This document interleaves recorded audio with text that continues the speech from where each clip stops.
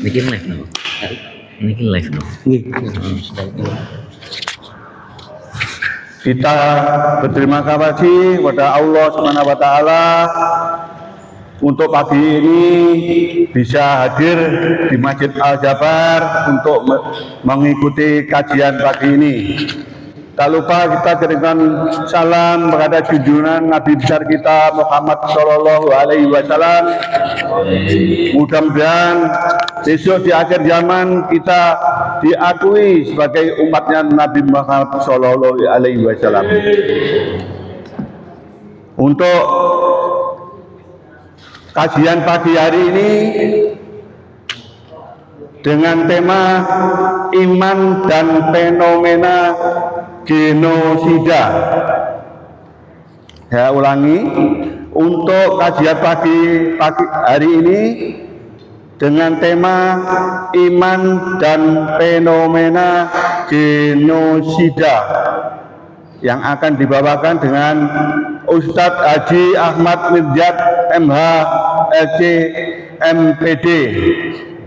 Mudah-mudahan dengan kajian pagi ini kita bertambah wawasan kita untuk mendengarkan. Barangkali ada yang kurang mengerti, mungkin bisa ditanyakan langsung kepada Ustadz. Demikian, terima kasih. Waalaikumsalam. Allah berikan iman yang kuat, iman yang teguh. Kita beriman kepada Allah sampai akhir hayat kita, dan Allah berikan kepada kita meninggal yang husnul khotimah, bahkan meninggal. Amin ya rabbal alamin. Kurang mohon maaf. Hadanallahu wa iyyakum. Astagfirullah. Wassalamualaikum warahmatullahi wabarakatuh. Waalaikumsalam warahmatullahi wabarakatuh. Allahumma sholli ala Muhammad ya Rabbi sholli alaihi wasallam. Allahumma sholli ala Muhammad ya Rabbi sholli alaihi wasallam. Sallallahu rabbuna ala nuril mu'min Ahmad Mustafa sayyidil mursalin wa ala alihi wa sahbihi ajma'in.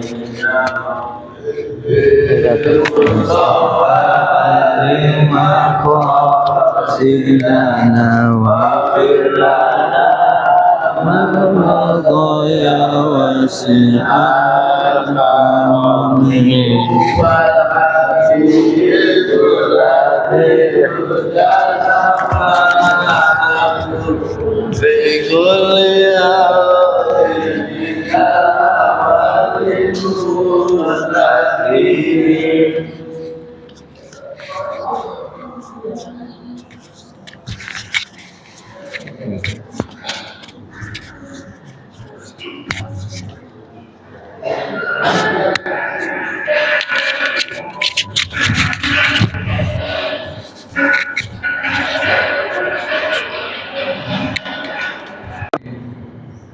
Assalamualaikum warahmatullahi wabarakatuh.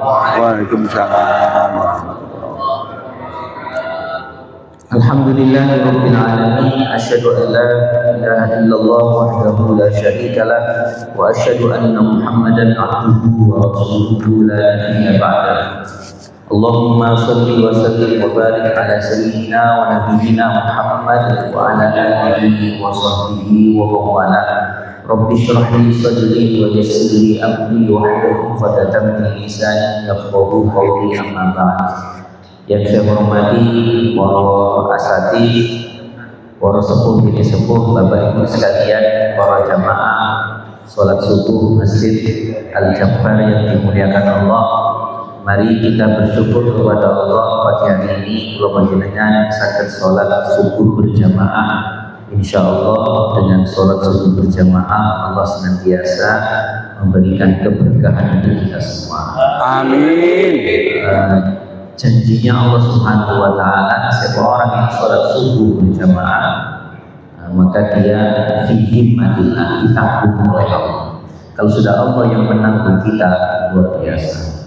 Kalau kita ditanggung sama apa jadi nanti itu kan luar biasa ya. Apa paling ditanggung Allah Subhanahu wa taala yang memiliki kekuasaan langit dan bumi. Insyaallah kalau sudah ditanggung sama Allah, Allah senantiasa memberikan kita sehat, rezekinya barokah, amin, sehat zahir batin, amin. Hidup kita senantiasa semangat, Allahumma amin. Para jamaah rahimakumullah, tema kajian pagi ini tentang genosida, iman dan genosida. Ini insyaallah berkaitan dengan yang terjadi di Palestina. Nopo genosida itu Bapak Ibu?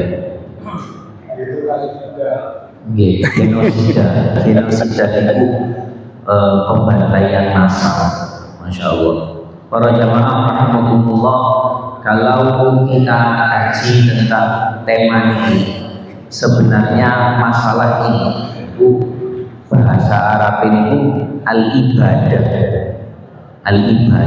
al-jamaiyah, menghanguskan langsung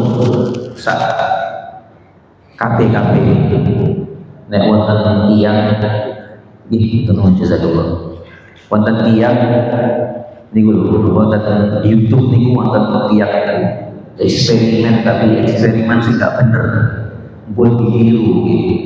Jadi dia mengucurkan timah yang masih mendidih itu ke dalam rumahnya semut, kolong semut, supaya apa? Dia ingin tahu itu strukturnya rumahnya semut itu kayak gimana. Tapi tentunya ya itu akan membunuh semua rakyat semut, bangsa semut yang ada di sini. Nggak ada yang hidup. Jadi bukan membunuh satu, tapi membunuh semua bangsa semut di sini. Begitulah yang terjadi di sana, bahwa semua penduduk mau dibunuh karena memang negerinya mau dirampas. Waliyahulillah. Para jamaah rahimahumullah, kalau kita kaji sedalam sejarah, genosida ini sudah pernah dilakukan oleh Fir'aun, raja yang sampai berani menuhankan dirinya. Ketika dia mengatakan bahwa siapapun yang akan terlahir laki-laki dia harus dibunuh. Maka ini adalah satu niatan dan langkah yang diambil Fir'aun untuk semua laki-laki tidak boleh ada yang lahir laki-laki, karena yang akan menjadi raja harus saya terus. Maka Al-Quran kemudian menyatakan terkait ini, inna fir'auna ala fil ardi wa ja'ala ahlaha syi'a yastad'ifu ta'ifatan minhum yudabbihu abna'ahum wa yastahyi nisa'ahum. Inna fir'auna ala fil ardi, sesungguhnya Fir'aun itu ala, merasa tinggi di muka bumi. Saya adalah raja dan saya adalah Tuhan. Ana rabbul a'la, gitu katanya Fir'aun. Saya adalah Tuhan kalian yang paling tinggi. Masya Allah. Jadi para jamaah rahimahumullah, fenomena Indonesia ini sudah ada sejak dulu. Nah, bagaimana Islam memandang ini? Kalau kita mengkaji, ini termasuk masalah kontemporer, pernah dibahas oleh salah satu tokoh pemimpin ulama, organisasi ulama dunia, tapi beliau sudah wafat, yaitu Syekh Yusuf Qaradawi, Allah yarhamah. Beliau mengatakan jelas Islam menolak yang namanya genosida. Jangankan membunuh satu bangsa, membunuh satu jiwa saja. Faka'anna ma qatala saja. Kalau ada orang yang melakukan pembunuhan satu orang jiwa saja, itu seperti membunuh satu umat manusia. Betapa Islam itu menghormati satu darah, satu nyawa di bumi tanpa dasar yang jelas, maka itu sama dengan seakan-akan membunuh bangsa umat manusia. Omongan ini dibunuh di bulan sana. Nah, para jamaah rahimakumullah, jangankan begitu. Kalau kita kaji terkait ini, jangankan tentang manusia, bahkan hewan saja, seperti yang tadi saya ambil contoh semut, itu Islam juga melarang. Suatu hari Rasulullah SAW ketika baru masuk ke Madinah, itu di sana banyak anjing. Saya pernah ke daerah Bali sana, itu subuh-subuh ini dari penginapan menuju ke masjid itu kok pakai anjing gitu. Nah, tapi yang penting ojo melayu gitu ya, insya Allah tadi ya biasa aja. Tapi banyak di sana. Begitulah dulu kira-kira Rasulullah SAW itu saat di Madinah ditemukan banyak anjing. Itu ditanyakan oleh para sahabat lain, Rasulullah SAW, bagaimana kalau anjing-anjing ini dibunuh saja? Apa jawabnya Rasulullah SAW? Laula annal kilaba ummatun minal umam. Andaikan anjing ini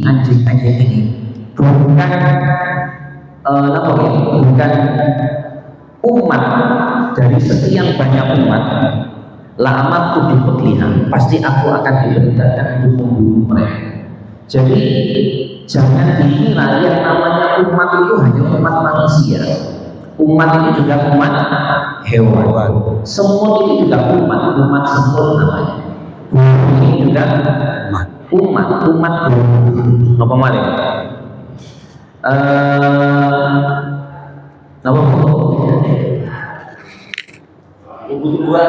Tumbuh-tumbuhan itu juga umat dan seterusnya. Intinya makhluk hidup ini semuanya adalah umat yang mana mereka memiliki sifat tersendiri, cara hidup tersendiri, dan kita dilarang untuk mengumpuli haluskan mereka. Jadi kalau memang Islam itu mengajarkan kita bahwa tidak boleh melakukan pembunuhan massal terhadap binatang, manusia. Masya Allah. Para jamaah rahimakumullah, terkait dengan hal ini sempat dalam diskusi yang pernah dibahas oleh beliau, Dr. Yusuf Qaradawi. Wah, Islam itu kan memiliki syariat jihad. Bukankah Islam dengan jihad itu melakukan genosida? Jihad itu ada ketentuannya, ada syarat ketentuan berlaku. Dan kemudian ujung-ujung perang jihad dalam hal ini yang dimaksud adalah jihad perang.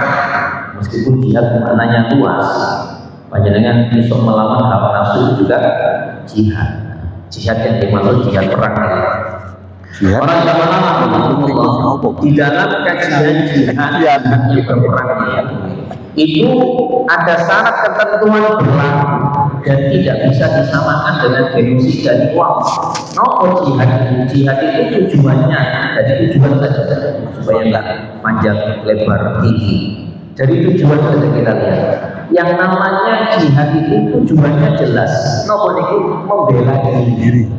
Jadi jihad itu bukan tiba-tibanya perang.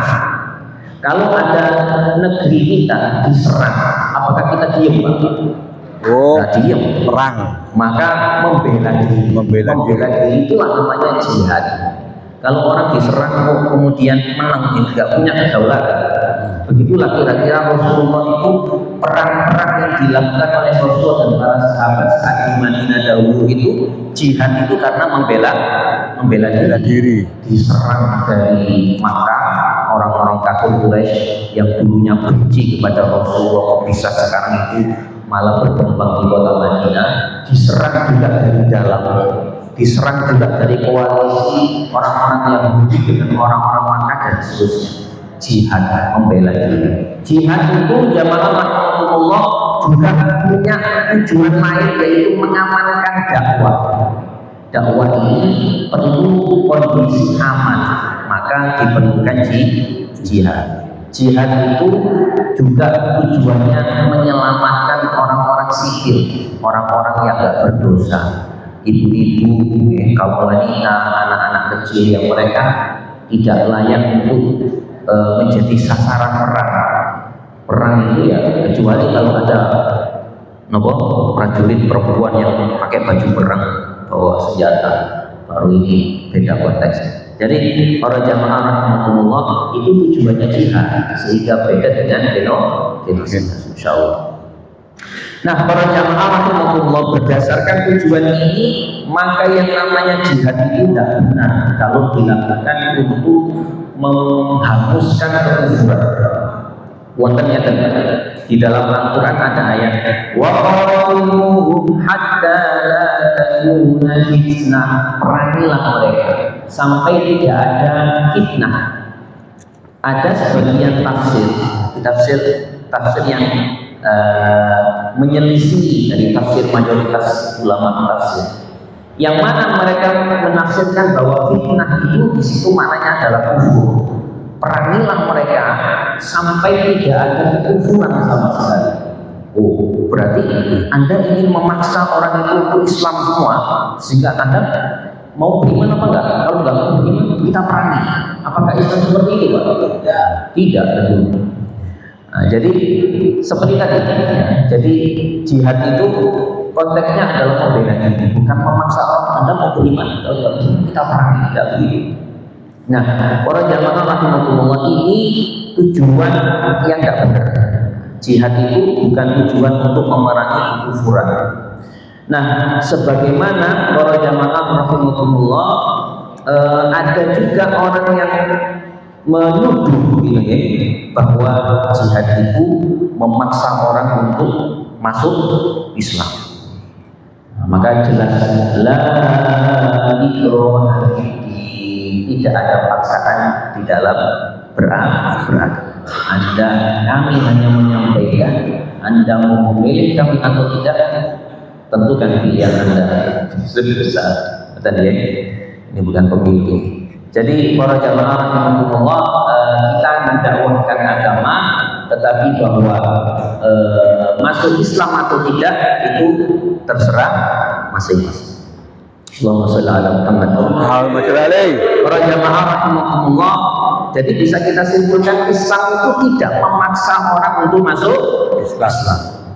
Sebagaimana Islam tidak menerima imannya orang yang berimannya itu karena terpaksa.